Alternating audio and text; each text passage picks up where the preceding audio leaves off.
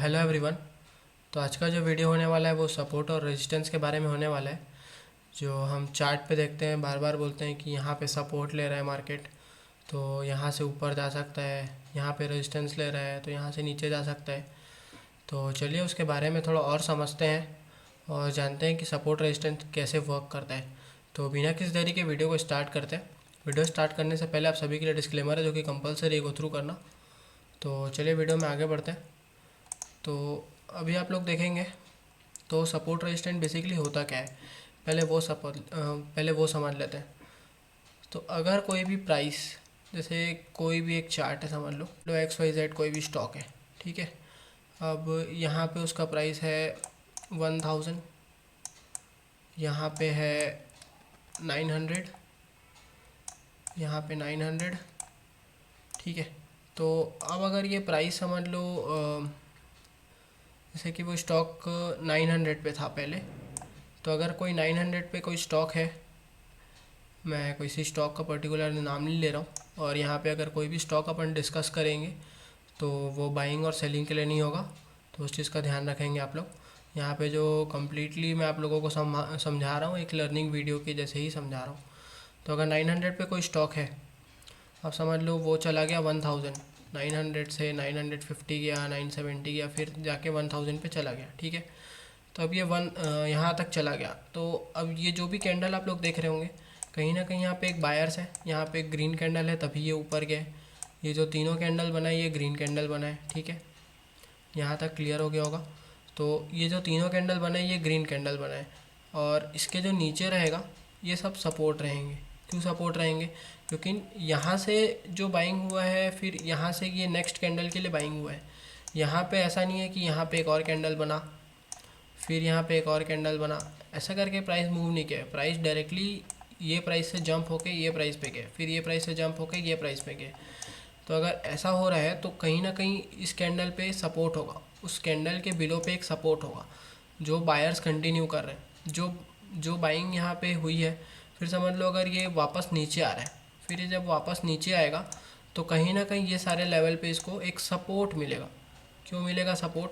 क्योंकि जैसे समझ लो कि कोई बाय किया है 900 पे, अब यहाँ पे चला गया स्टॉक का प्राइस 950, तो उससे अपॉर्चुनिटी मिस हो गई कि यार 950 से 1000 हो गया था।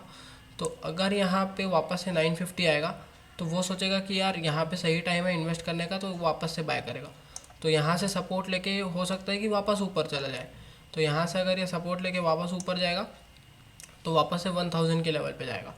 और अगर यहाँ से अगर कोई 900 से बाय करके 1000 तक ले गया है तो उसका थिंकिंग ये रहेगा कि 1000 पे मैं सेल कर दूँ।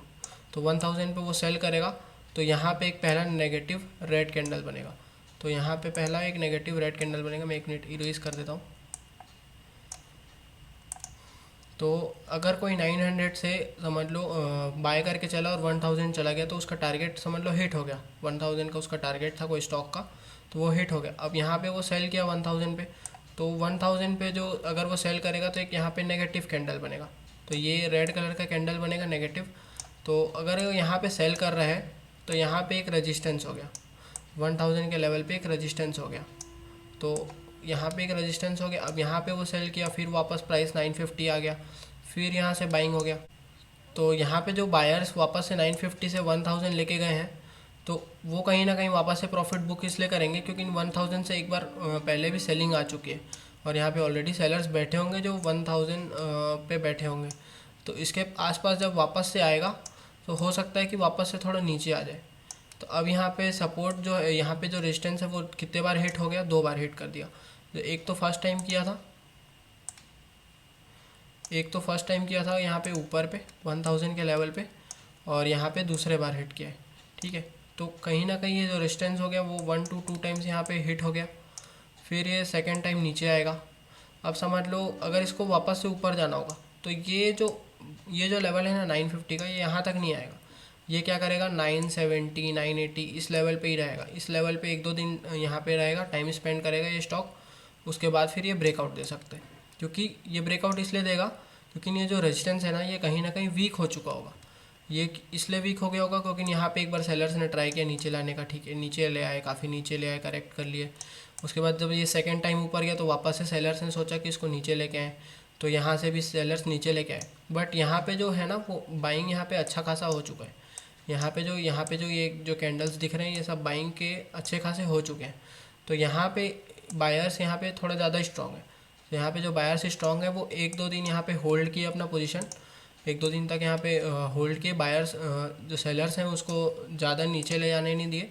तो यहाँ पे एक दो कैंडल यहाँ पे बना होगा, ठीक है। और उसके बाद फिर यहाँ से ब्रेकआउट हुआ डायरेक्टली, ये 970 980 से ब्रेकआउट होकर 1000 के ऊपर भी चला गया।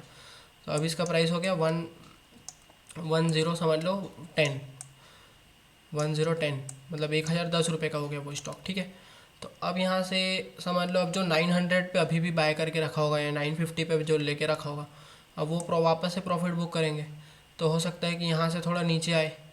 तो ये अब क्या करेगा, जो इसका प्रीवियस रेजिस्टेंस था, अब ये जो इसका प्रीवियस रेजिस्टेंस था 1000, ये इसको कहीं ना कहीं एक सपोर्ट के जैसे ट्रीट करेगा। वो इसलिए ट्रीट करेगा क्योंकि यहाँ पे अब जो सेलर्स थे ये अपना पोजीशन क्विट कर चुके हैं और यहाँ से जो बायर्स हैं वो कंटिन्यू किए। तो अगर 1010 चला गया, 1015 चला गया, समझ लो ये स्टॉक का प्राइस यहाँ से ब्रेकआउट देके ऊपर चला गया। तो अब इसको सेलर्स जो है वो ट्रीट करेंगे, यहाँ पे जो 1000 पे जो सेलर्स थे अब उसको एज अ यहाँ पे सपोर्ट ट्रीट होगा, क्योंकि यहाँ पे जो दो कैंडल है ये इसको सपोर्ट के जैसे देखेंगे, रेड कैंडल। तो यहाँ से सपोर्ट लेके हो सकता है कि वो वापस ऊपर चला जाए। और कुछ सिनेरियो में ये ब्रेकआउट फेल भी होता है, कुछ सिनेरियो में समझ लो कभी कभी वर्क नहीं करता सपोर्ट रेजिस्टेंस। ये सारे एडवांस पॉइंट है, धीरे धीरे अपन उस पर भी आएंगे। तो ये बेसिक पॉइंट है।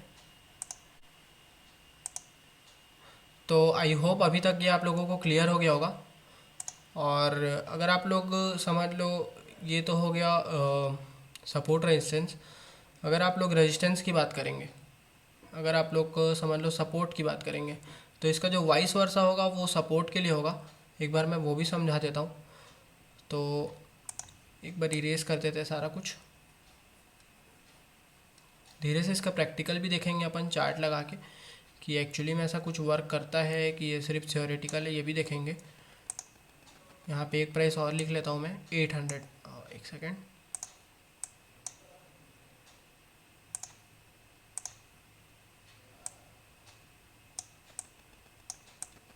ये 800, ठीक है। तो यहाँ पे 800 पे कौन सा कैंडल बनाएगा, ग्रीन कैंडल, अगर इसको ऊपर जाना है तो यहाँ पे समझ लो एक ग्रीन कैंडल बनाया, ठीक है। अब यहाँ पे 850 पे एक और ग्रीन कैंडल बनाया। अब यहाँ पे 900 पे एक और ग्रीन कैंडल बनाया। अब यहाँ पे ये क्या है, सपोर्ट ले चुका है। ये 800 पे एक सपोर्ट है।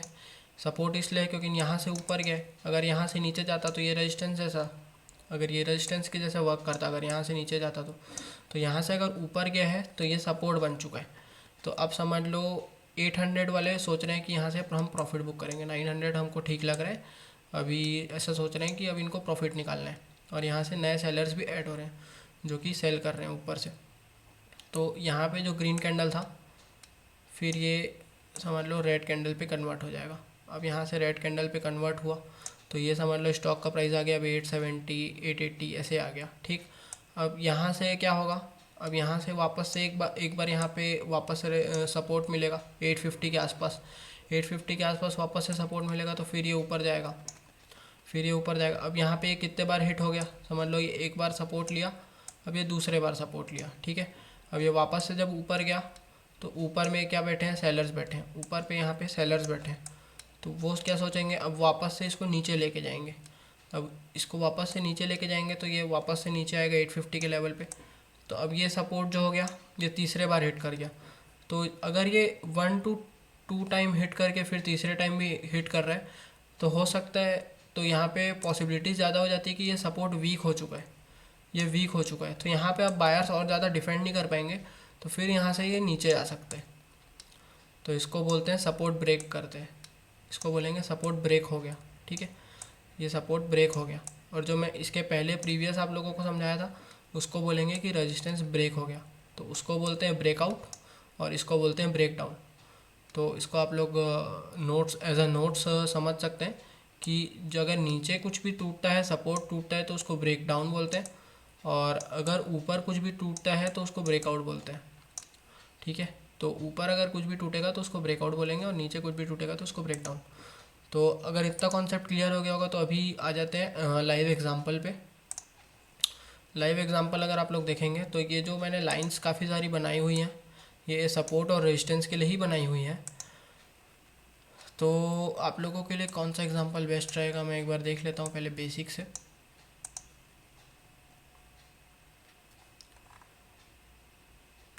चलो यही ले लेते हैं, ग्रासिम इंडस्ट्रीज़। मैं रैंडमली पिक कर रहा हूँ स्टॉक, मैं ऐसा कुछ सोच समझ के नहीं कर रहा हूँ।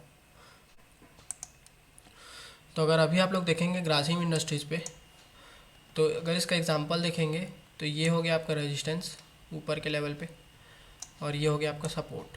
ठीक है, अब ये कैसे बना मैं आप लोगों को एक बार समझाता हूँ। तो अगर समझ लो ग्रासिम इंडस्ट्रीज़ का प्राइस पहले इस लेवल पे आया नियर अबाउट 2500, तो जो नीचे से यहाँ से बाय करके गए थे, नीचे से बाय करके गए थे, ये अपना प्रॉफिट बुक किया और यहाँ पे नए सेलर्स भी ऐड हुए। ठीक है, तो यहाँ पे एक क्या हो गया, रेड कैंडल बन गया। कौन सा कलर का कैंडल बन गया, रेड कैंडल। ठीक है, अब यहाँ से ये सब सेकेंड टाइम ट्राई किया तो वापस से नीचे आ गया। ठीक है, फिर ये थर्ड टाइम ट्राई किया 2500 के लेवल को ब्रेक करने का, तो यहाँ पे भी ये वापस नीचे आ गया। ये आप लोग कैंडल देखोगे ये ब्रेकआउट हुआ, ये ब्रेकआउट हुआ, बट इन्वर्टेड हैमर बना के ये वापस से नीचे आ गया। लेकिन कितना नीचे आया, ये क्या प्रीवियस जितना नीचे आएगा। ये जब फर्स्ट टाइम यहाँ पे गया था तो ज़्यादा करेक्ट हुआ, यहाँ इस लेवल तक आया। फिर ये सेकंड टाइम गया तो उससे भी ज़्यादा करेक्ट हुआ, बट ये क्या थर्ड टाइम उतना नीचे आया क्या, नहीं आया। इसका मतलब यहाँ पे बायर से स्ट्रॉन्ग है।